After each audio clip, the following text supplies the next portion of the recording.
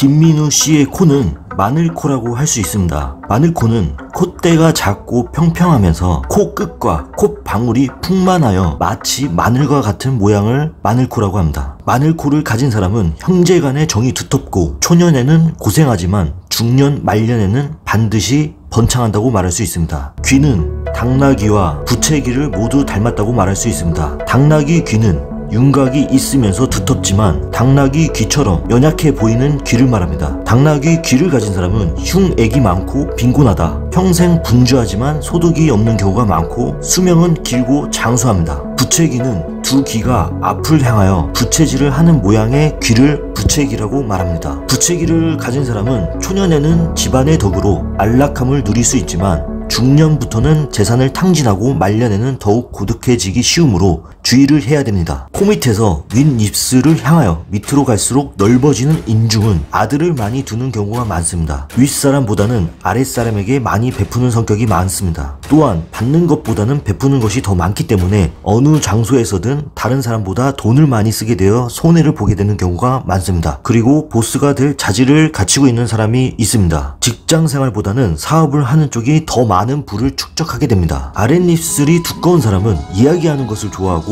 논리적이면서 자기 의견이 분명합니다. 아래턱을 노복궁이라고 하는데 턱이 둥글고 통통한 사람은 착실하고 거의 화를 잘 내지 않는 성격이 많습니다. 도와주고 따르는 사람들도 많습니다. 둥근 얼굴은 식욕과 성욕이 모두 왕성한 경우가 많습니다. 여유가 있고 성격이 밝으면서 대인관계가 원만한 경우가 많습니다. 하지만 모든 일을 긍정적으로만 생각하기 때문에 깊이가 없는 사람이라는 말을 들을 수 있습니다. 통통한 볼을 가지고 있는 사람은 명랑하고 의지가 강한 사람이 많습니다. 김민우 씨의 눈은 원앙새 눈과 기러기 눈을 모두 닮았다고 말할 수 있습니다. 원앙새 눈은 눈의 모양이 수려하고 동자가 붉고 윤택하고 가느다란 쌍꺼풀과 튀어나온 듯한 둥근 눈을 가진 눈을 원앙새 눈이라고 말합니다. 원앙새 눈을 가진 사람은 부부간의 정이 좋고 해로하는 경우가 많습니다. 부기를 얻게 되면 음란해질 우려가 있습니다. 기러기 눈은 먹을 칠한 듯한 검은 눈동자가 빛나면서 살짝 황금색을 띤 동자를 말합니다. 위아래 눈가에 같은 모양의 주름이 길게 있는 눈입니다. 기러기 눈을 가진 사람은 정의감이 뛰어나고 기계가 있습니다. 덕망이 있으며 이름을 떨치는 경우가 있습니다. 내려간 눈꼬리를 가진 사람은 마음이 느긋하여 기회를 놓치는 경우가 있습니다. 화산형 이마는 얼굴 윗부분으로 갈수록 좁아지는 이마 모양을 말합니다. 화산형 이마를 가진 여성은 대체로 순수하고 정이 많습니다. 남성의 경우에는 여성적인 성향이 짙다고 말할 수 있습니다. 따라서 성격이 소극적이고 생활력이 약한 경우가 많습니다. 환경의 변화에 적응을 잘 못하여 발전이 어려우니 노력해야 합니다. 인당이 넓으면 좋은 상이라고 말할 수 있지만 지나치게 넓으면 좋지 않습니다. 김민우 씨의 인당이 지나치게 넓다고 말할 수 있습니다. 옅은 눈썹은 성질이 온순하고 남의 말을 잘 듣는 사람들이 많습니다. 똑똑하지만 지도력과 진취성이 부족한 경우도 많습니다. 사이가 넓은 눈썹은